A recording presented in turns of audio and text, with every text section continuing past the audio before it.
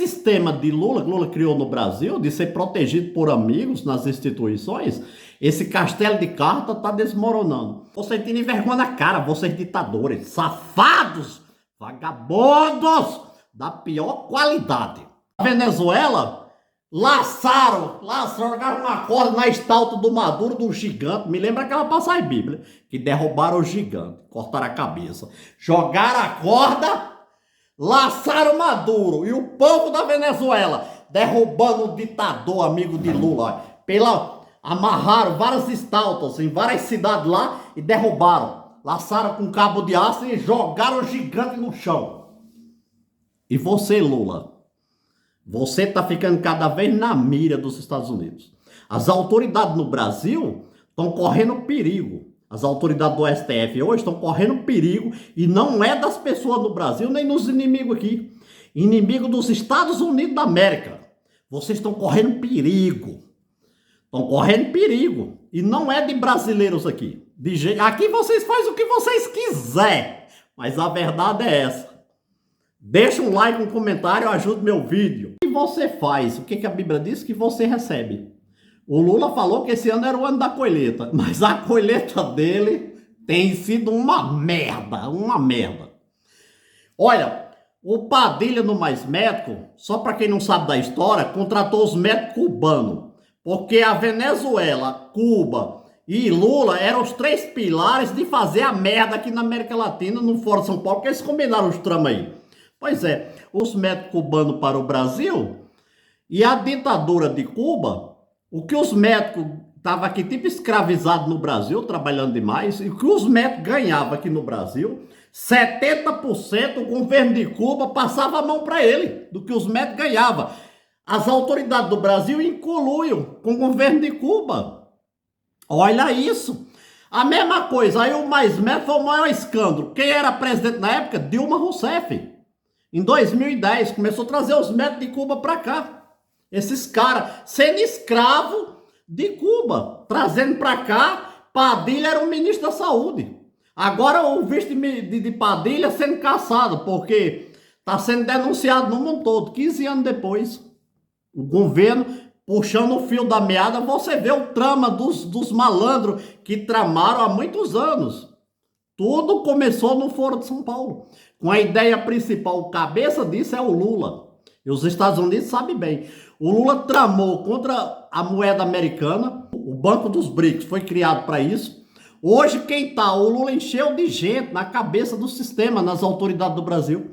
Quem tá no Banco dos BRICS é a Dilma Rousseff, que já foi uma bandida, assaltante de banco. Repito, bandida, assaltante de banco. Hoje está no Banco dos BRICS, a senhora Dilma Rousseff. Olha como que é as autoridades no Brasil.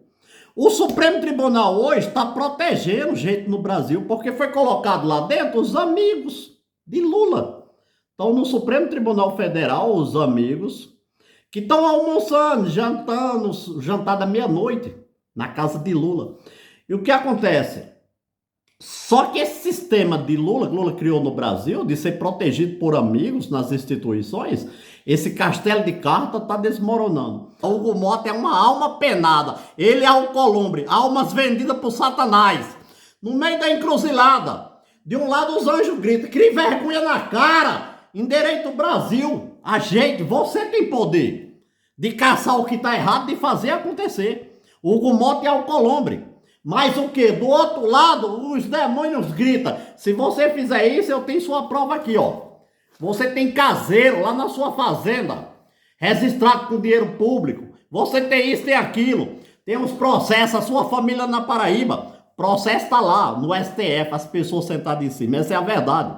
Diretor de uma das entidades investigadas por aplicar descontos indevidos em aposentados é ligado ao presidente da Câmara, Hugo Motta. Notícia de hoje, importante, hein? Isso explica muita coisa. Hugo Motta abrigou no seu gabinete Jerônimo Arlindo da Silva Júnior, diretor da CONAFER, Confederação Nacional dos Agricultores Familiares e Empreendedores Rurais do Brasil. Jerônimo, que era conhecido como Júnior do Peixe, foi secretário parlamentar de Hugo Motta entre outubro de 2020 e fevereiro de 2021. Presidente da Câmara e do tal do Júnior do Peixe, ali do lado dele, que era um dos articuladores diretores de uma das entidades investigadas pelo escândalo do INSS.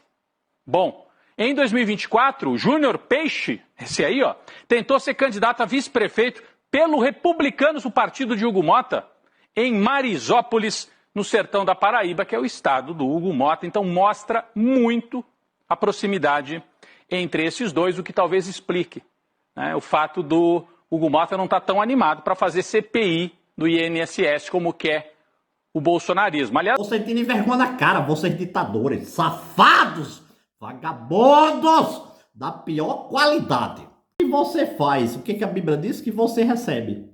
O Lula falou que esse ano era o ano da colheita, mas a colheita dele...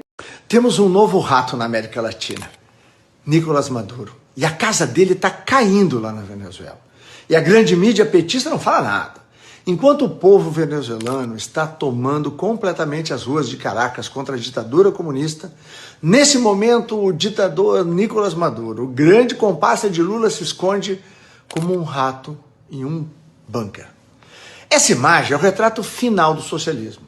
Um povo heróico, lutando por pão e liberdade, um tirano covarde, tremendo de medo, se escondendo como um rato. O mesmo Maduro, ou o rato, que até ontem aparecia em vídeos desafiando o Trump. Venga por mim! Aqui não espera em Miraflores!